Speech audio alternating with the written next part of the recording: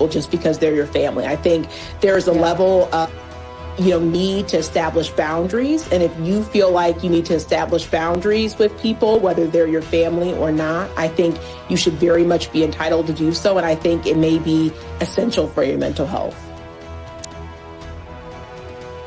These people are sick. They're sick, Emily. I look at this whole thing as like... Megyn Kelly slams Joy Reid for her extreme, racist, and awful takes. Joy Reid is no stranger to making polarizing racial takes, and Megyn Kelly just isn't having it anymore. She completely takes Joy Reid down. Let's see what Megyn Kelly has to say. Another minute on Joy Reid. It's a TikTok situation until her ass is fired. It just, there's no way MSNBC, which is in a full meltdown now about how bad their losses were, there's no way they can keep this woman. I realize they're in the same problem that the Democrat Party is. Like, they have a base that they need to keep. But she and her little friend, Ellie Mistel, are truly the most racist people on television. And here's her latest messaging, as some groups, indeed, are reportedly planning some march, like the Women's March. Now they're trying to get a march ready. That'll do it. They're going to bust out their pea hats again. Okay, all right. They worked out so well the last time. And listen to Joy Reid's reaction. Hey, I just want to give some free advice to the white progressives, particularly white progressive women who may be thinking about marching against the Trump victory, maybe putting back on the P-word hats and doing that thing. I would just say probably don't send any of those invites to any black women you know. I'm just going to tell you right now, they're not coming. I'm pretty sure black women have resigned from the Save America Coalition, Save Democracy Coalition, and definitely the Save the Democratic Party Coalition. I think that's probably not happening. I would just keep those invites maybe among your own friends because I don't think they're coming. But yeah, I think black women are now on the Save Black Women, Prioritize Black Men, and prioritize black communities, black businesses, and the black spaces, but Save America, Save the Democratic Party. Yeah, I don't think that's happening. Okay. First of all, where is your hair?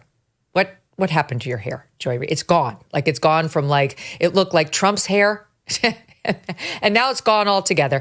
Anywho, this is what happens when you get bitter and bitter and bitter. And we've seen all these women shaving off their hair online. Have you seen this? This is part of the resistance effort to telegraph that you hate Trump. These, somewhat okay looking women are shaving off their hair. So I don't know if that is what she did there, but we already knew that you were a far lefty. You didn't have to shave your head. Second of all, the nerve. This is what happens, right? Emily, she looks at the white progressive women as what more self-flagellation could white progressive women have done to earn the little pat on the head from the Joy Reids of the world?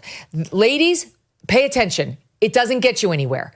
If the conservative women or the more moderate white women let you down, you will be lumped in. Your whiteness comes first before your progressivism does in this battlefield. You will be diminished. You will be rejected by the Joy Reids of the world until what? Until Joy Reid gets her way at the ballot box, Emily. Well, and Joy Reid is really speaking on behalf of elite progressive black women. She's not speaking on behalf of black women as a whole, because what we've seen over and over again in polling is that the sort of Democratic Party and its activists are far further to the left of actual black voters, Hispanic voters, than they are themselves. So on issues like policing, on issues like economics, they tend to be cultural issues for sure. The people like Joy Reid, who are in elite media spaces, are further to the left. And so her sort of going and giving this free advice as though anybody should care about her free advice after what just happened and her performance as a journalist over the course of the cycle is hilarious. But I am curious what MSNBC does about overt racism coming from Joy Reid and Ellie Mistel, which happens all of the time on their shows. Do they now recognize it as toxic racism? Now that it's sort of been clear, it's been rejected by voters, it kind of gives them license to say, all right, this is not working. This is too far. This is radical. This is extremism. We're platforming it. Those are executives in the C-suites who are thinking through these questions. So they now say we have to stop platforming this extreme racism and acting like it's constructive and healthy. I'm actually pretty curious about that. Yeah, I am too. Now that it seems like the culture is shifting a bit the other way, the pendulum is swinging the other way.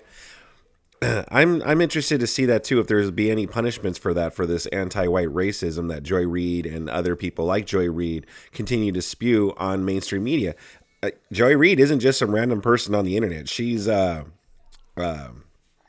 whatever she does at MSNBC, talking head. I don't know what she does, but she's a host. She's a TV host at MSNBC.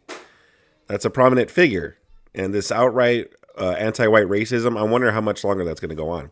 But what do you guys think about that? Sound off in the comments below. Subscribe to my channel if you enjoy content like this. Let's continue. Me too. Here's a little bit more from her. Her warnings post his victory. Eliana Sot 20. Don't think because you have a green card and came through the right way, if you're brown, you may not stick around. I don't think they care whether you have a green card or not. They're pulling people out and taking people out of this country, whether you like it or not, or whether you voted for them or not. Surprise. So he's going to deport all brown people, even if you're here legally.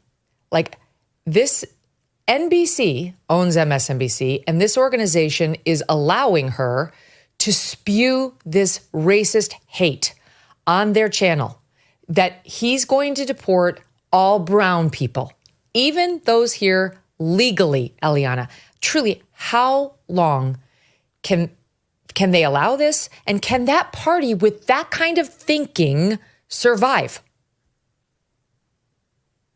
There have been a couple news articles that have floated the idea that NBC and that Comcast may sell MSNBC. And I do think that's being floated for reasons like this, because although the cable news network, the cable news arm of the network makes money, it does cause some problems for the larger enterprise. And I wouldn't be totally shocked to see that happen. A lot of the headlines they make are for clips like the ones you just played. And it's now intentionally being floated in the press that this thing may be spun off into its own orbit.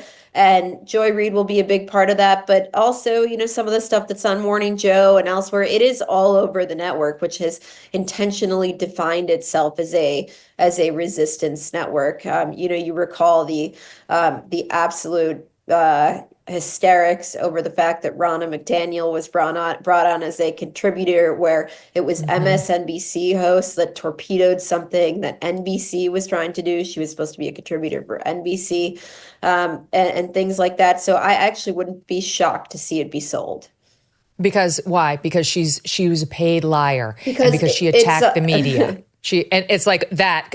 They're worried about her being a paid liar from a woman who's saying Trump is going to deport all brown people, even those who are here lawful. But they care about honesty, Eliana. Because it's a constant public relations liability for the larger NBC News Comcast enterprise. Yeah. Oh, indeed. And look, the stuff that she's peddling, like if she wants a race riot, that's really what you take away listening to Joy Reid. Like the video if you haven't liked it already. Subscribe to my channel if you enjoy content like this. Let's continue. Does want some sort of rioting in the streets, some sort of race revolt.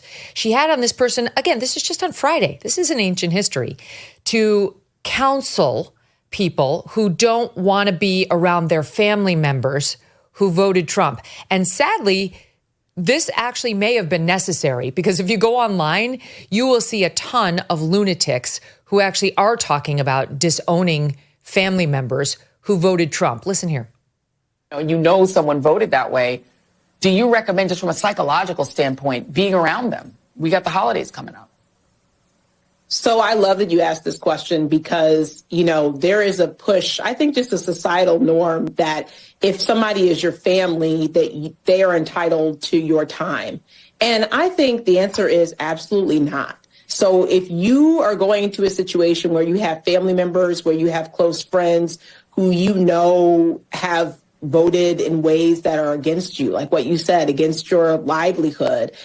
And it's completely fine to not be around those people and to tell them why, to say, I have a problem with the way that you voted because it went against my very livelihood and I'm not going to be around you this holiday. I need to take some space for me. And I actually talk to, adults as well as advising parents for children. I mean, I think, I don't think that you should force children. I don't think you should force adults to be around people just because they're your family. I think there's a level of, need to establish boundaries. And if you feel like you need to establish boundaries with people, whether they're your family or not, I think you should very much be entitled to do so. And I think it may be essential for your mental health.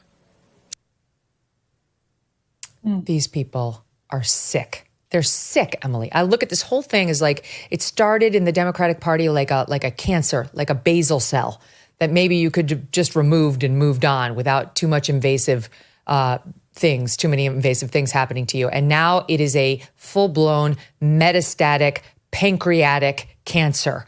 And the Joy Reids and the Eddie Glauds, they're everywhere. And this woman who says, not just you, but your children, they need to get them away from people who are pro-Trump. Okay, good luck with that, because children go to school and they see children who disagree with things. And you want your children not to see Nana and Pop-Pop, who are in their 80s, who voted for Trump for reasons like wisdom that comes with age, but you've got to turn it into they're racist and they can't be around each other. It's sick.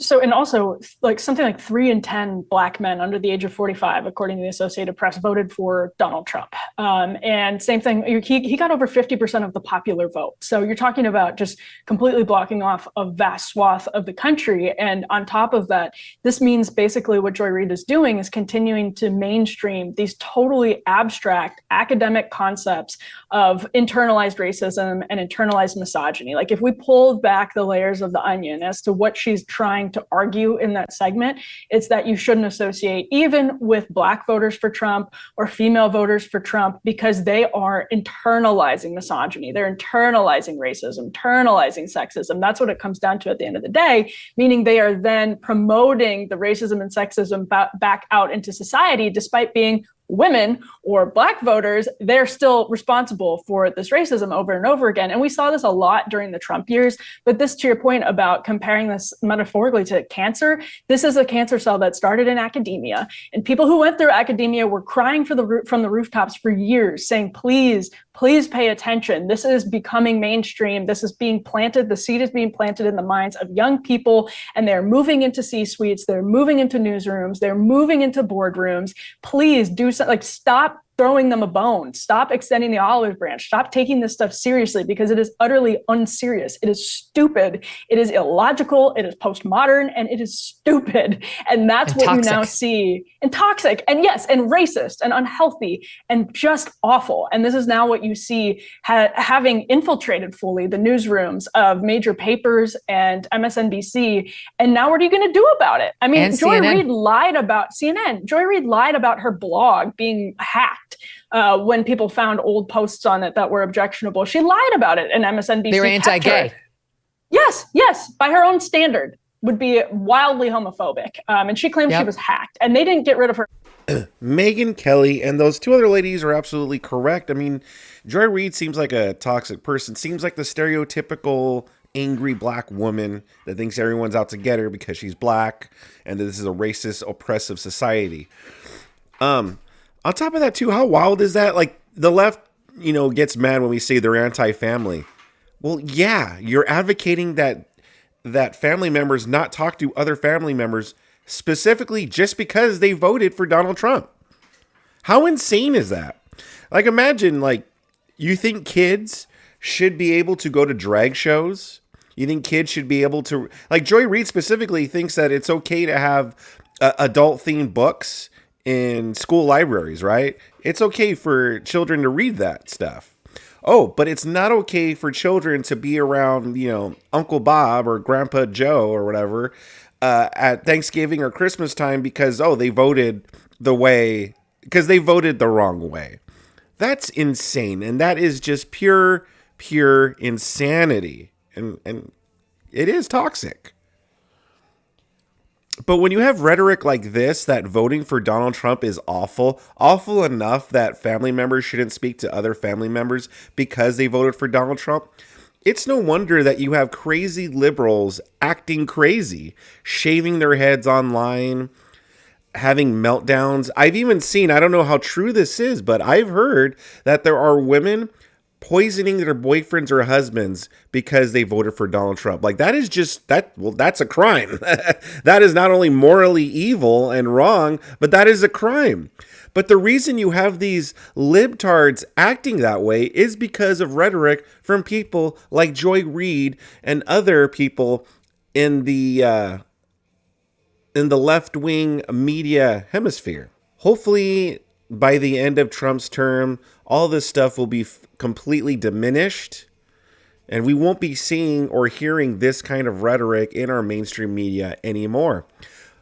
Good job on Megyn Kelly on this. Great take as always. What do you guys think though? Sound off in the comments below. And if you want to see more of Megyn Kelly, I got a whole playlist for you right here on the upper right hand corner.